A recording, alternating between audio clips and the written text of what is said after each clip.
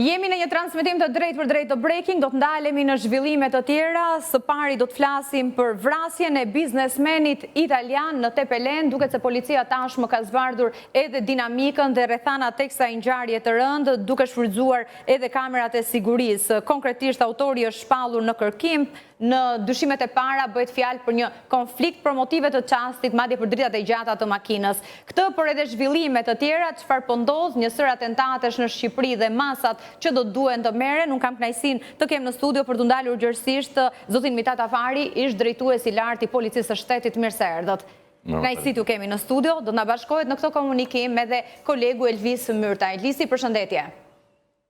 Përshëndetje Tafin. Për të përfshirë disi edhe teleshikuesit në lidhje me ngjarjen e rëndë që ka ndodhur 2 ditë më parë, do të ndjekim një material me të dhënat më të fundit të policisë e më pas diskutojmë.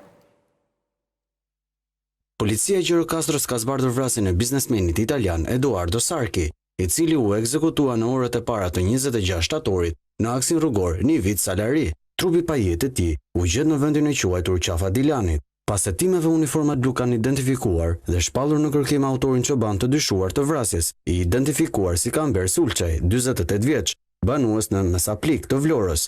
48 vjeçari akuzohet për veprat penale, vrasje në rrethana cilësuese, kryer në mënyrë të rrezikshme për jetën e shumë personave, mbajtja pa leje e armëve dhe municionit dhe prodhimi dhe shitja e narkotikëve. Sipas hetimeve, dyshuese çobanit 48 vjeçar, pas një konflikti për motive të dobta, ka qelluar me armë drejt biznesmenit italian dhe personave që e shoqëronin atë dhe automjeteve të tyre të ndaluara. Pas kontrolleve në vendngjarje dhe zona të tjera, uniformat blu kanë sekuestruar 2 armë gjau dhe automjetet e përdorura nga viktima dhe shoqëruesit e tij. Në një stan të braktisur në një zonë të thellë malore midis fshatrave Niviz dhe Bolen, u gjetën automjeti dhe veshjet të përdorura nga autori gjatë krimit, si dhe një çantë me pajisje të dyshuara ushtarake, përfshirë dylbi termik, dylbi me infra të kuqe, mbajtës së arme dhe një elektrik dore që autori kishte hedhur në një zonë me shkure. Pas kontrolleve në banesën e autorit dhe familjarëve të tij në Mesaplik dhe në qytetin e Vlorës, u gjetën dhe u sekuestruan rreth 2.5 milion lekë, 3 armë gjau me municion luftarak, 450 fara të dyshuara si kanabis sativa, si dhe 2 kasaforta ende të pashqyrtuara. Mirë, ndoqëm në mënyrë të përmbledhur edhe të dhënat më të fundit që kanë ardhur nga policia e Gjirokastrës sa i përket të zbardhjes së dinamikës, por edhe autorit të dyshuar të kësaj ngjarje i shpallur tashmë në kërkim. Lisi, e vetmja pistë kjo është pra një konflikt për motive të çastit? Atëherë, sipas asaj, pas njoftimit zyrtar të policisë Gjirokastrës, e cila bashkëpunim me prokurorinë e këtij qyteti zbardhi ngjarjen brenda 48 orësh, unë dua të shtoj dhe faktin që autoritetet atje, faktin nga informacionet dhe komunikimet që ka pas në hetuesit të kësaj çështje, autoritetet atje e kanë identifikuar dhe e kanë zbardhur këtë ngjarje pas ditën e së shtunës, më konkretisht. Ka ndodhur në orët e para të mëngjesit të së shtunës.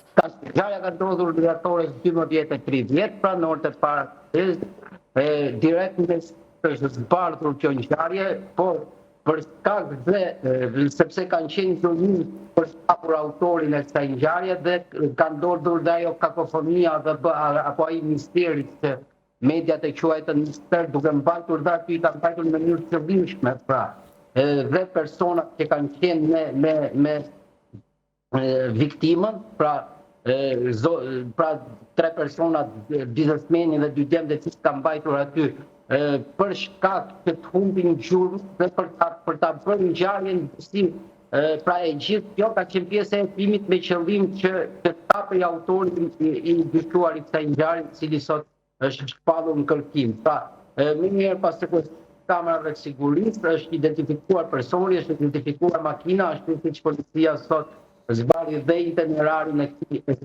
këtij dyshuari, por duke qenë se pra forcat operacionale pasi kanë qenë dhe janë mbështetur nga forcat operacionale të policisë së shtetit për kapjen e autorit të kësaj ngjarje, duke qenë se ato kanë qenë në terren dhe në kërkim të këtij personi, kanë bërë dhe kanë bërë dhe këtë kakofoni, le të themi, për të mangur dhe për t'ja vënë deri diku fal personave që kanë qenë me viktimat. por tashmë ai nuk është kapur. Pse gjendeshin, Lisi, pse gjendeshin në ato moment i ndjeri dhe 3 personat e tjerë? Tashmë kemi në deklarimet e tyre, ato janë shprehur që kanë qenë në orët e para, pra rreth mesditës së premtes, kanë qenë në Tepelen.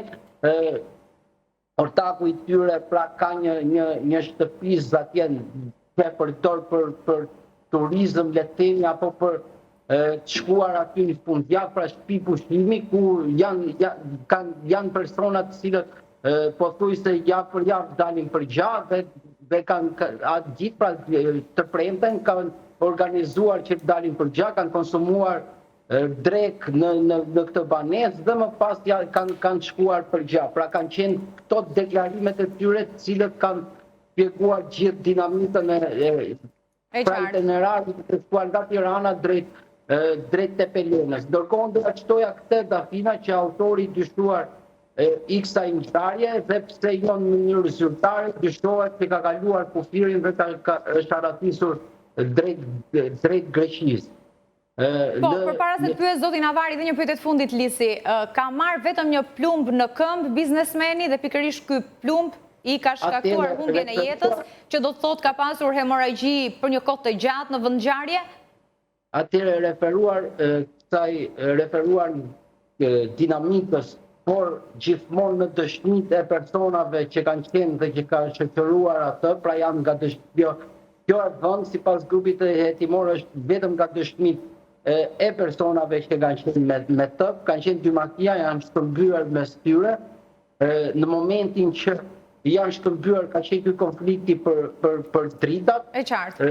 Kanë pasur konflikt verbal dhe në momentin që personi, pra autori i dyshuar, është larguar, ka qelluar në drejtim tyre dhe ka qenë grupi hetimor tashmë pra nga ekspertizat që ka bërë dhe nga qyria e vendit të ngjarjes ku ka shkuar 2 herë në vend ngjarje dhe në momenti që ka marrë informacionin për ditën e djeshme ka shkuar atje, ka dalë në përfundimin që ka qenë një çifte e rënë dhe plumbi ka bërë rikoshet dhe ka kapur në këmbë, por kjo si pasoj, ai ka humbur jetën për sa i përket pyetjes tënde, ai ka humbur jetën për shkak edhe të kohës gjatë që ka shkuar autoambulanca atje për të bërë ndihmën për të marrë ndihmën e pastë për shkak të terrenit të rënd, të terrenit malor, sepse është rreth 2 orë, por 2 orë 30 minuta, pra që është rruga nga qyteti që shkon në zonën ku ka ndodhur ngjarja. E qartë. Zoti Avari, si shihni rrethanat e kësaj ngjarje dhe versionin deri tani të policisë së shtetit? Është shumë e komplikuar. Unë nuk shoh këtu sigurisht hetimet e thelluara në te specialista që duhet shkojnë nga Tirana, besoj s'duhet ta lënë vetëm në dorë të jo për të injoruar edhe policinë e Gjirokastrës, po ato janë ca zona të harruara. Gati ka zonat harruara në qytete të rëndësishme, jo më në ato grykat e Salarisë andej.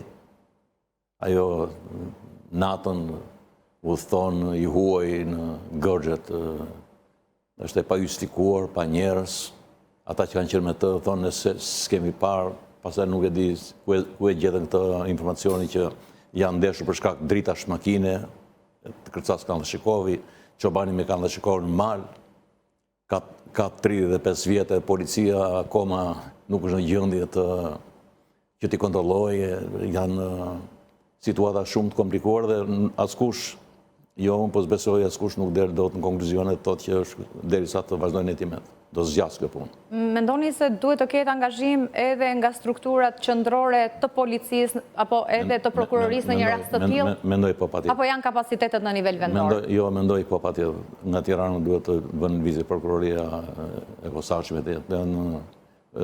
janë celularët e tjera që duhet marrë të gjitha në kontroll për të verifikuar, për të kontrolluar thirrjet e tij, sepse nëse është plagosur te këmba dhe ka një gjatë atje, ka rridhur gjatë dhe ka vdekur, po telefon s'ka patur, njoftonte, qoftë edhe Italin, në t'i vinte në lëvizje, vinte ambulanca, shtetin, ishte i huaj këtu në tokë të huaj. Pra me këto dhëna ju ngrini shumë pikë pyetje. Patjetër. Nuk është e thjeshtë. Nuk mund të kalohet lehtë kjo. Ne 3 dëshmitarët ishin gjanë natën, e lënë mikun e tyre natën ku shkon pa një trëmesha, janë zona thellë të egra. Që nuk mendoj, bile, unë mendoj që... Kolegu bëri me dije se autori i dyshuar i ngjarjes mund të ketë kaluar edhe kufirin. Po, kjo nga ana tjetër. Çfarë tregon në raport me angazhimin e strukturave vendore? Janë të çorganizuar që